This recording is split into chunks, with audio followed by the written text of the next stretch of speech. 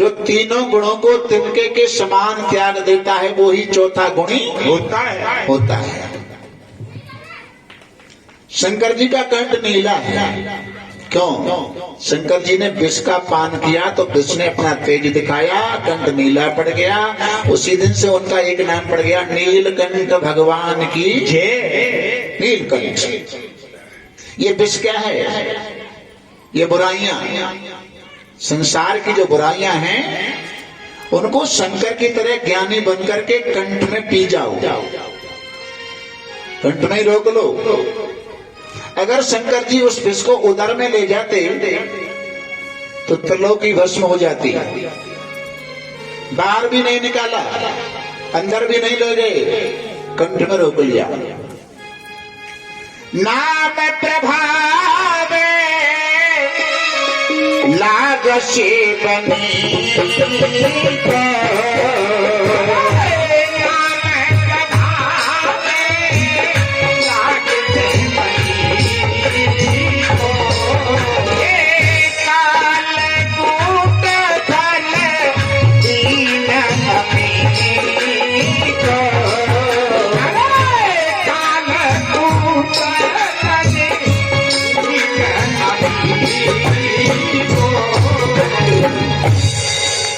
नाम प्रभाव लाग शिवनी को। नाम के प्रभाव के कारण वो विष अमृत बन गया। राम नाम तो उनके मुख में हर समय रहता है। यह राम नाम का अमृत। शंकर जी ने विष का पान किया, बुराइयों का पान किया तो कंठ में। अगर शंकर की तरह तुम भी बुराइयों का पान करते हो तो शंकर की तरह कंठ में ही रोक लो। क्यों? अगर शंकर की तरह कंठ में नहीं रोकेंगे, उदर में ले जाएंगे, हृदय में ले जाएंगे तो बुराइयों की प्रतिशोध की भावना आपके अंदर जरूर जागृत किसी न किसी दिन। बदले की भावना, उसने मेरी बुराई करी, अभी मेरे पेट में वो बात रखी है। जैसे दो पड़ोसियों में झगड़ा हो जाए, एक आध महीना बोलचाल न रहे और फिर भागवत में आए वो शुरू है जाए। दोनों बराबर पे बैठी, एक बोलना चाहती है कि शायद भागवत के मोड़े थे बोलचाल है जाए, और दूसरी खिसकत जावे। वो कह रही है बहन ऐसी काय को नाराज है गई है, मैंने तो कोई ऐसी कोई खास बात तो कोई ना कि तेरी वादना की बात में पेट में धरी है, पेट में धरी है तो बदलो जरूर लेगी। और बाहर निकालना जवाब भी मन देना है। अब आपका जो 7 दिन से 2 तारीख से और तारीख 9 तक ये मंथन चल रहा है, जो लोग नहीं आ रहे हैं वो क्या देख रहे हैं? हाँ है रही हुई कथा पता, यहाँ पे जाओ लौट के तो हाँ तो लगा छापे लगाए कैसी कंठी माला डाल के भगताई बन रही है कि विषय या के विषय। तुम कितने कोशिश करो, लड़ाई करो, वो आए बार तो है तो ना तो फिर एक काम और कर लो, जाम सुनो और जाम निकाल दो, ग्रहणी मत करो। शंकर जी के गले में कर्पूर गौरम करुणावतारम संसार सारम भुजगेंद्र हारम। कोई वैसा पोखरिया को सांप ना। इंद्र माने राजा, सर्पों के राजा बासिक, ऐसे जहरीले नाग हैं। भुजगेंद्र हारम, कानों में बिच्छुओं के कुंडल है। ये सर्प क्या है? ये भय का प्रतीक है। शंकर जी भय हर समय साथ रखते हैं। धर्म के 5 हेतु होते हैं। हेतु माने कारण, माता पिता का भय, ईश्वर का भय, गुरु का भय, समाज का भय और अपने पूर्वजों की परंपरा का भय। ये 5 भय में से किसी ने एक भी भय मान रखा है वो व्यक्ति कभी बिगड़ नहीं सकता है। कोई गलत काम करोगे तो माँ बाप के पास में शिकायत, गुरु जी के पास में, समाज में, तो इनसे अगर डरोगे तो कभी गलत काम नहीं हो सकता। और भैया जाने 5 घुटी पर टांग दें, भाई कोई बिगड़ गए थे रोक नहीं सकता। शंकर के गले में त्रिशूल, एक हाथ में त्रिशूल और एक में डमरू है। ये त्रिशूल भी भय का प्रतीक है। भोले भाले, दोनों चीज कहते हो ना, शंकर हैं भोले भाले। तो भोले तो इतने हैं कि थोड़ी सेवा से प्रसन्न हो जाते हैं, और भाले इतने तीक्ष्ण हैं क्योंकि सृष्टि को बनाने वाले ब्रह्मा, पालन करने वाले विष्णु और संहार करने वाले भोलेनाथ शंकर जी। तो शंकर जी ऐसे निर्दयी देवता है कि बिना बात के संसार को संहार करें ना। शंकर जी को कहते हैं पशुपति, क्योंकि नाम दिया उनकी सवारी है, पशुपति हैं। और पशुओं में गाय भी तो आती है, भगवान का अवतार होता है। तो विप्र धेनु सुर संत हित लीन मनुज अवतार। गायों का अपमान होने लगता है तो शंकर जी रुष्ट होते हैं, और रुष्ट होकर के संसार का संहार करते हैं। इनको पशुपति कहते हैं। ये भय है, त्रिशूल भय है। और डमरू को बजाते हैं जब प्रलय होती है। शंकर जी उस समय नृत्य करते हैं, डमरू बजाते हैं। एक बार शंकरादि 4 भाई, ब्रह्मा जी की सृष्टि में सबसे पहले उनको पैदा किया, वो चारों भाइयों ने अपने ज्ञान के अहंकार में कहा कि महाराज ये डमरू हमें बजा के दिखा सकते हो। शंकर जी ने कहा अभी समय नहीं है, कभी समय आएगा तो दिखा देंगे। उन्हें अपने ज्ञान का अहंकार था, बोले क्यों, हमें तो अभी बजा के दिखाओ। शंकर जी ने पार्वती मैया को इशारा किया, घुंघरू बांध ले। अरे क्यों, जब प्रलय होती है तो प्रकृति पुरुष का नृत्य होता है, नृत्य करेंगे। और नृत्य करना शुरू किया तो महाराज प्रलय ही होने जा रही है। पहाड़ अपने अपने जगह को छोड़ करके दोनों के नृत्य को देखने जा रहे। भगवान विष्णु बड़े विनोदी हैं, असमय में ही प्रलय हो रही, भी समय नहीं आया। ये शनकादि महात्मा के कारण है। पहाड़ों को जाके समझाया। पार्वती किसकी बेटी पुत्री है, हिमाचल की। तो पहाड़ों की पार्वती क्या लगती है, बहन बेटी है, बहन बेटी लगेंगे। तो विष्णु भगवान बड़े विनोदी, बोले कहाँ जा रहे हो भाई, और शंकर पार्वती का नृत्य देखने जा रहे हैं। तुम जानते हो पार्वती रिश्ते में तुम्हारी कौन लगती है, बोले बहन लगती है। तो बहन के नृत्य को देखोगे शर्म नहीं आएगी। यानी विनोद में उनको वहां पर रोक दिया और नृत्य को विराम दिलाया। लघु सिद्धांत में एक प्रथम पृष्ठ पर ही श्लोक आता है, हमारे पंडित जी जानते हैं, नृत्यावसाने, अवसान माने विराम, नृत्यावसाने नटराज राजो। शंकर को नटराज कहते हैं और कृष्ण को नटवर कहते हैं। वराह पीड़ो नटवर बपू, कृष्ण नटवर है, शंकर नटराज है। नृत्यावसाने नटराज राजो निनाद ढक्वाम नव पंचवार। निनाद माने आवाज, ढक्वा माने डमरू। 9 और 5 14 बार डमरू बजाया। उसी 14 बार डमरू बजाने से व्याकरण के 14 सूत्र निकले। उस समय शनकादि महात्मा मूर्छित हो गए। जब नृत्य हो रहा था, ज्ञान का अहंकार हुआ तो मूर्छित हो गए। उद्धर्त कामा सनकाद सिद्धा। उन सनकादि महात्माओं के उद्धार के लिए वही व्याकरण के 14 सूत्र काम में आए। उद्धर्त कामा सनका सिद्धा नेतत विमर्श शिव सूत्र चालो। शंकर को व्याकरण आचार्य कहा जाता है। कितना व्याकरण था उनके पास में, शंकर जी के पास, समुद्र बद व्याकरणम महेश्वरी। शंकर के पास में समुद्र के बराबर व्याकरण है। जितना समुद्र में जल है उतना उनके पास में व्याकरण है। समुद्र पद व्याकरणम महेश्वरे तद अर्थ कुंभम धरणम बृहस्पतौ। और समुद्र के बराबर में से आधे घड़े के बराबर, तद माने उसका, अर्थ माने आधा, आधे घड़े के बराबर बृहस्पति गुरु जी के पास है। तद भाग भागच शतम पुरंदरे। और आधे घड़े में से सत माने 100वां हिस्सा, पुरंदर माने इंद्र के पास है। कुशाग्र बिंदु पततम हिपाणनौ। और 100वें हिस्सा में से दूब घास की आगे वाली नोक पर ओस की बूंद, इतना व्याकरण पाणनी के पास है। जय सिद्ध तमनारो। समुद्र के बराबर कौन सीख सकता है। यानी व्याकरण से का अर्थ यह है,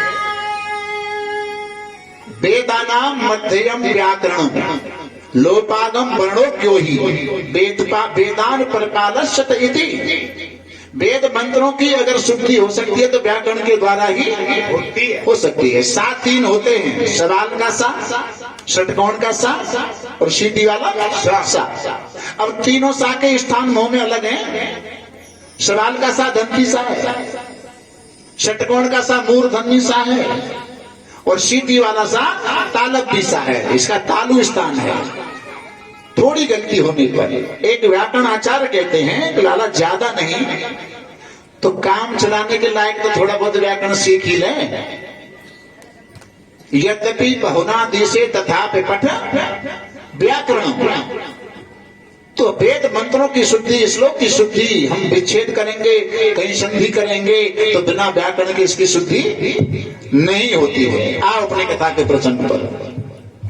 शंकर भगवान बाघंबर बांधते, मृग चर्म बांधते हैं। मृग चर्म कौन बांध सकता है? जो अपनी इंद्रियों को संयम में कर लेता है, वो मृग चर्म बांध सकता है।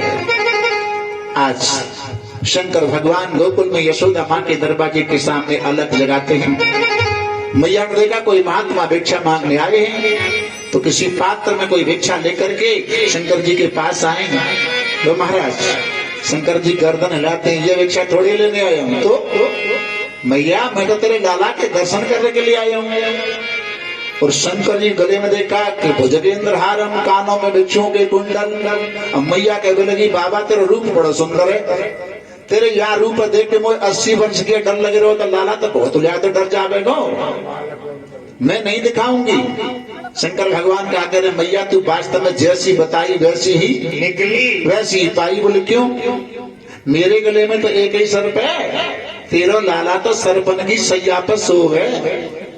विष्णु भगवान के लिए सारा किया। महात्मा काय को बड़ाई मार रहे हो? अभी साल भर को लाला भैवना, तब तक सरपन की सैया पे सोवे कहां से लग गए होंगे? तू चाहे कितने बड़ाई मार ले, लेकिन तो लाला नहीं दिखाऊंगी। चावल ले जा, आटा ले जा, कंबल ले जा, पैसा ले जा, जो कुछ चाहिए वो ले जा।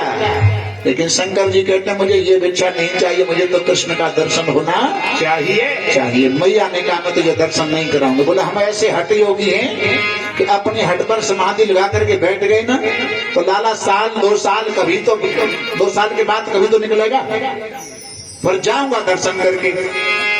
यशोदा मैया बोली तुमने हमारी हटौना देखी क्यों?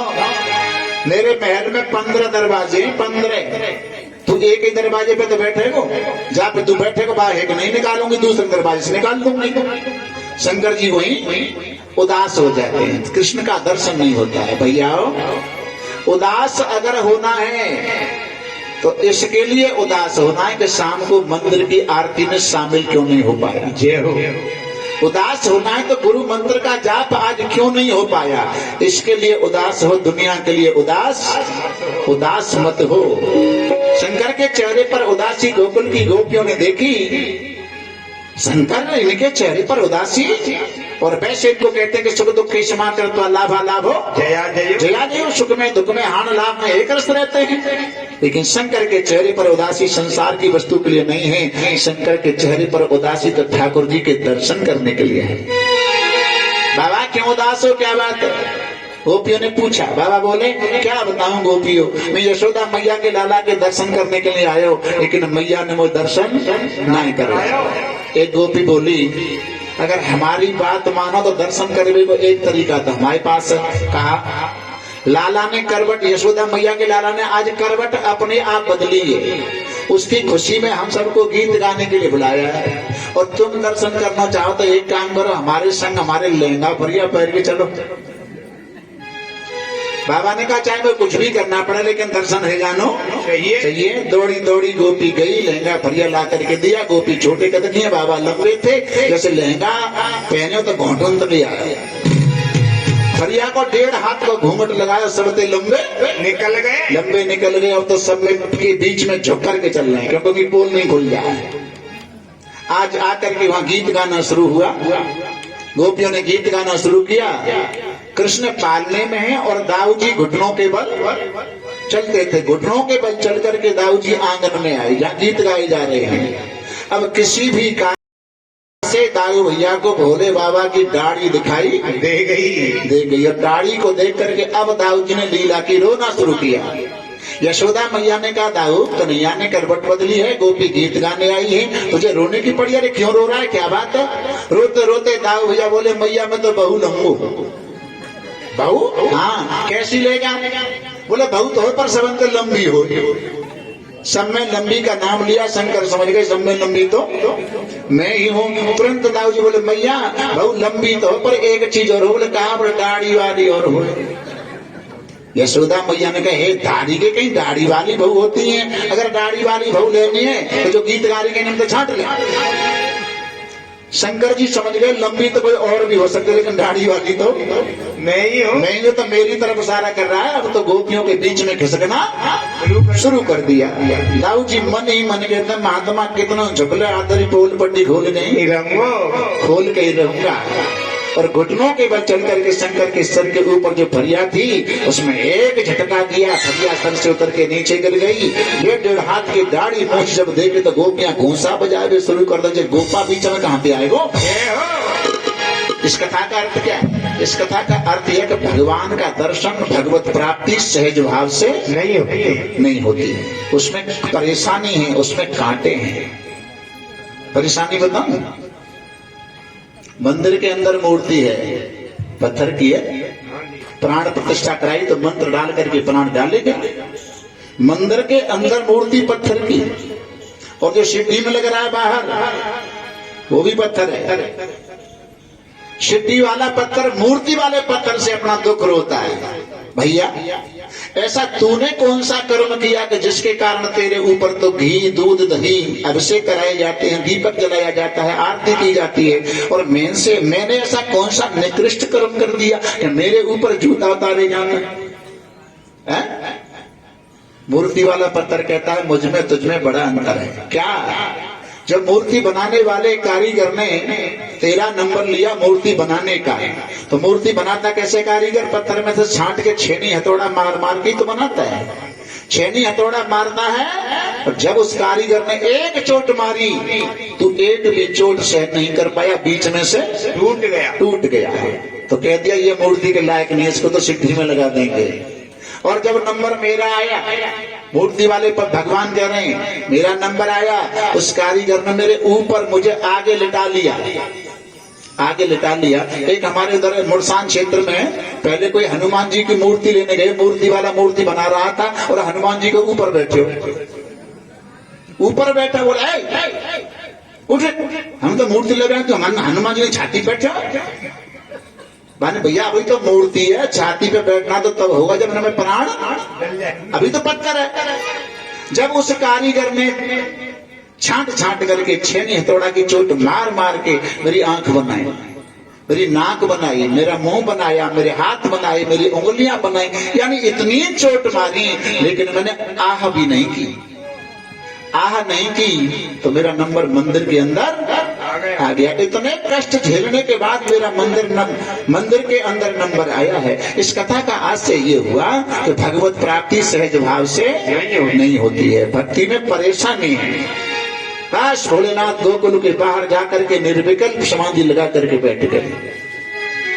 निर्विकल्प समाधि को ही कृष्ण समाधि कहते हैं। सविकल्प अष्टांग योग के द्वारा लगाई जाती है। निर्विकल्प समाधि में तृप्ति का भान नहीं होता है। तृप्ति क्या है? ध्याता ध्यान ध्येय और ज्ञाता ज्ञान ज्ञेय।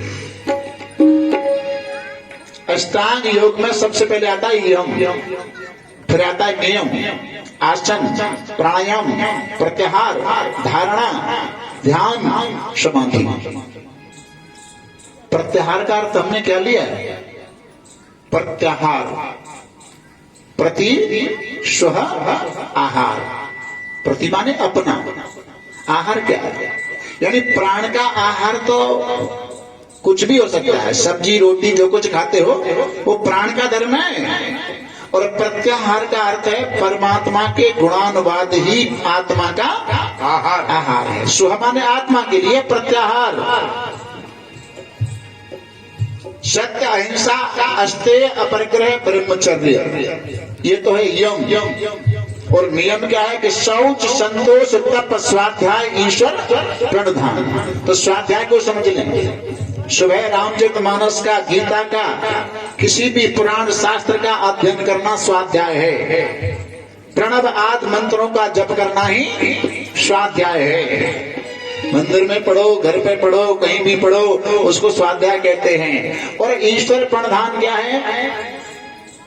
ईश्वर प्रणधान कायेन वाचा मनसेन्द्रियर्वा बुद्ध्यात्मना प्रकृते स्वभावात् करोमि यत् सकलं परस्मै नारायणायेति समर्पयामि। शरीर से, मन से, वाणी से जो भी कर्म किया जाए उसका फल परमात्मा के अर्पण करते रहना चाहिए। गीता में और भगवान कहते हैं क्या? ब्रह्मण्यधाय कर्माणि संगत्वा करोति लिप्यते न पापेन पदम पत्रमिमां वसा।